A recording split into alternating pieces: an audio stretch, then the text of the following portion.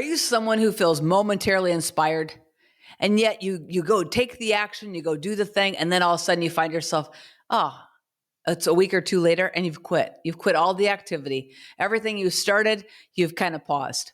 Guys, this happens every year. It becomes a Groundhog Day and a Groundhog Year for so many people in their life. But here's the way out of that. And here's what I think is the issue that why people can't move forward. And so I just want to break it out in the open because I think when you know something is normal, then you're like, oh, okay. So typically people get started on a project or a weight loss program or a health journey or a wealth journey. They get started or they start a business, a podcast, a book. They start, right? And here's typically what happens. They start something and then they announce it to everybody. I'm going to lose how much weight this year. I'm going on a health journey. I'm doing this. I'm getting up every day doing this. I'm launching a new program. Like all the things people, they give the path away. They give the dream away. They shout it from the mountaintops what they're doing. They flex on social media like, hey, I'm doing this. I'm getting ripped. I'm getting cut. Oh, I'm making tons of money. I'm doing all the things.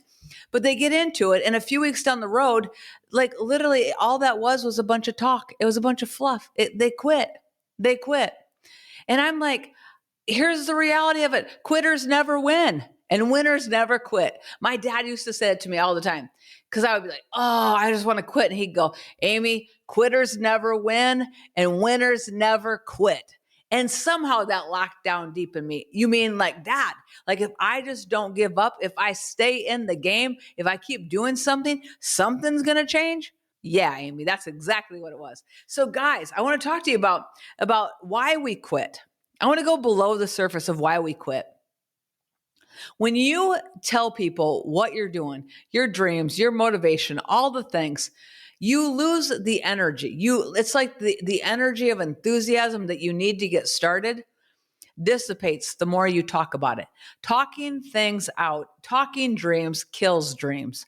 Talking kills dreams. I don't know how else to say it. It's like the energy evaporates unless you're sharing it with someone that is like-minded and helping you accomplish the dream. You dissipate energy every time you talk about it. And you start to think like, why would I even start that? Guys, you need to keep your dreams quiet a little bit.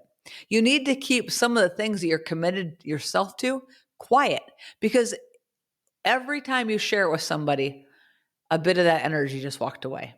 And then I think number 2, you have to think about this. I think you have to go into it with the expectation is that my emotions are going to lie to me. In a couple weeks, I'm not going to want to do this. In the morning when I'm supposed to wake up, I'm going to want to hit the snooze button. My emotions are going to tell me, oh, it's more prudent for me to sleep. I should not do that. Or my emotions are going to lie to me and say, you know what? Actually, I think there'll be a better season for me to start that podcast. Oh, there'll be a better season for me to start that business. It's just not the right timing. Guys, your emotions are not your friends. I think that we think because we have feelings, and while feelings have validity to them and feelings have a source, when we cater it to and are led by our feelings, we never accomplish much in life. That's just the truth. I'm in the real estate business, and I can tell you that every day I have an opportunity to want to quit. Every day I can say, well, just throw in the towel. And I've had that opportunity for 30 years. So what makes me stay in the game and what's given me the best success? That I didn't quit, right? But that I also told my emotions and my feelings to take a back seat. So let's go back to this. A, don't disclose your dreams to everybody and all the things that you're going to do because it gives them energy away. B, know that your feelings are going to tell you, don't do this, don't do that. Oh, no one likes it. Oh, you're making a fool out of yourself. People do not like what you're doing. Oh, you're trying to do a social media campaign.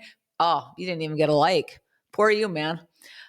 All the things. Oh, you just posted a whole new idea and one person said, sounds cool. And then crickets from everybody else. Guys, you're going to have to go through emotions and the emotions are going to tell you, just give up, just quit. And if you're going to accomplish anything in life, you have to be able to develop a skill called bench the emotions, bench the feelings. I feel them. I know it. I want to do that. And you have to go exactly opposite against it. If you want to get energy back for anything you're doing, you have to go against the emotions of, I don't want to do it anymore. Guys, every time that you get started on something, when you hit that wall, you just have to know hitting the wall is normal. Hitting the wall is what separates the ain'ts from the greats, like the greats from the ain'ts, right? Like it's the separator. The reality of it is most people never really accomplish greatness on this earth. There's very few that do. And you're like, Amy, that's harsh. No, there's very few people. And when I say greatness, this is what I mean by greatness. So don't shut me off yet. Very few people live to their full potential. Very few people live out the dreams that they have. And they don't because they quit because the feelings took over. And I decided, I don't know, a few years ago, that if I'm going to do anything significant on this earth, I've got to learn to just tell my feelings, take a back seat. You're not my companion and you're not my friend. Although in relationships and things like that, you have to pay attention to them. But when it comes to discouragement and the feelings and all that, you have to just say, you're not my friend. Your feelings are not what's going to propel you forward. And as we get ready to celebrate a friend of mine's life, and we're going to actually, the celebration of life for our dear friend Mike Molstead is actually happening up at his dealership. And because he wanted his life celebrated. And what does a celebration of his life look like? It looks like family. It looks like excellence. It looks like vision. It looks like passion. And everything that he lived, he literally displayed. And it's going to be, it's going to be a sad day but a celebratory day of someone that I'm grateful that I knew, that I got to have a sideline to his life.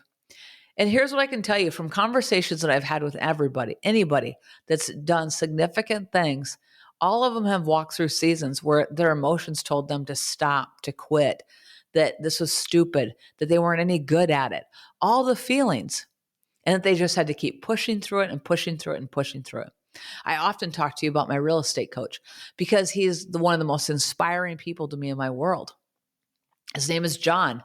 And for 5 years, he would go rent hotel rooms and throw masterminds and throw events and advertise them.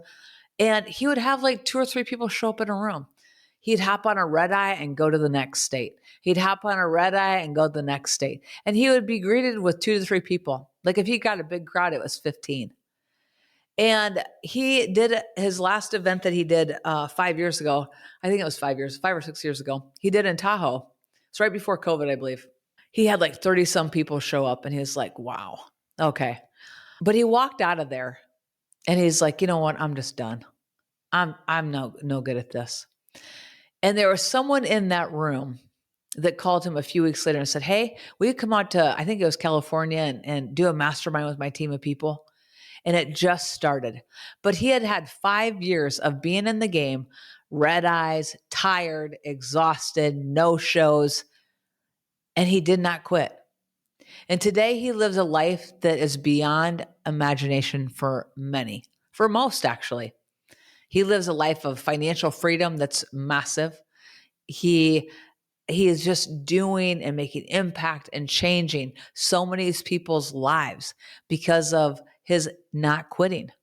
And that was a 5-year process, doing everything, sacrifice, going against his feelings and just showing up because he had a mission. Okay. And that's key. You have to have a mission that you're on. Otherwise, you'll fall off the track and you'll cater to your emotions.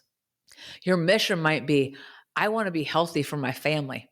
I mean, for me, I have young kids. I have to stay active and healthy because I have young children at home, right? Like if I want to go ahead and just slouch and not and, eat all the bad stuff and just hop off the train on health, there's always the pull of my kids looking at me and I'm like, oh yeah, my future self, them, Faith and Foster. Like I have to live healthy for them, right? I have to model that. I have to be that. But when you think about, you have to have that focus. The focus will pull you when it won't, when nothing else will.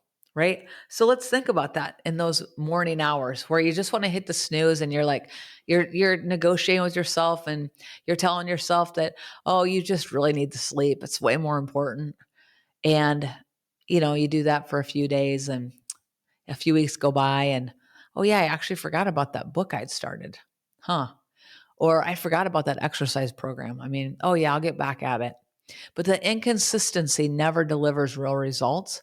And so we stop. And then we start again and we stop and we live frustrated. We live with an impossibility attitude like, oh, that happens for everybody else, but not for me. Because we don't understand that everybody else walks through the exact same thing. We're all very much more alike than different. They walk through the exact same thing. The feelings of no one wants me. This isn't making the impact. This is making no change. What's the point of this? All the things, every negative thought you can think for feelings to stop you, we all think them. The difference between those that overcome and move forward is that they become so focused on their mission that their mission drives their activity. Their mission drives their activity. You have to be on mission to drive activity. So you have to get the vision in your head. The Bible says, write the vision and make it plain. All right. So if it's a health journey, like you have to have the vision of you in that swimsuit or in that great outfit that you want to wear that you haven't been able to fit into 10 years. Like you have to get the vision, and that vision has to have pull power to keep you moving forward. I use the hack all the time. And if you've listened to this podcast at all, if you've been around me at all, you know that this is one of my greatest hacks. And it's one of the most helpful tools in my tool belt. And it's future pacing, meaning my future self will thank me that I showed up and I did the work every day. My future self will thank me that I exercise, that I ate healthy. My grandkids, my children, they'll thank me that I did all that I could to stay active and vibrant, right? Like those are all decisions we have to make every day. Every day we make decisions for our future.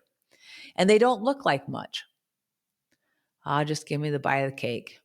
Yeah, I can skip the gym today. Yeah, I'll just buy another pair of shoes. I don't need to save anything. I'll do that tomorrow. Guys, we make decisions all the time. We negotiate with ourselves all the time. And it's all basically to have comfort. And when we realize that comfort really is your enemy, it becomes something that you're like, okay, I'll move forward. I tell my team all the time, accountability is the highest form of love. Accountability is the highest form of love. I can love you and comfort you right out of the business. I can love you and comfort you right out of your dreams. I can love you and comfort you right out of accomplishment. But is that love? No. Love is, hey, get your butt out there. You made a commitment. Are you living up to your commitment? I see more in you. Why are you not? Don't walk away from it, right? You can encourage someone, but accountability is the highest form of love. So I think it's critical that we find people that align with where we want to be and commit to them. Like, this is what I'm going to do. And then you have to show up for it. When you have somebody else that's like, I've made a commitment to somebody else and I'm going to do it, and you've given them permission to hold you accountable, and with not only permission to hold them accountable, but with consequences to the lack of, if I don't do this, then this. I mean, guys, I coach people and I'm like, hey, if you do not get up this many mornings, whatever their commitment is, okay? Because I'm a big believer that your early morning routine is like the master control switch of your future. Like it's critical that you master that morning, right? But every time I meet with them, we make commitments, and then I'm like, and if you don't do it, what is the commitment? And so many times, if you don't do it, I'm like, we're going to hit your credit card for $1,000 and give it to your best charity. Like there's going to be something that it's going to have ouch to it so that you'll go past your own self and do the work. That's what we do I'll never forget this.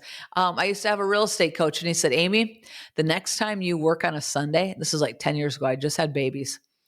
And I was carrying a lot of listings at the time. I had just had babies. And he said, if you do another open house, I'm going to hit your credit card for $5,000 to your favorite charity. And I've got your whole entire team talking to me about it.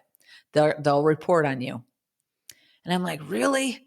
And every time I just want to say, I'll do that. He goes, Amy, you have waited so long to be parents.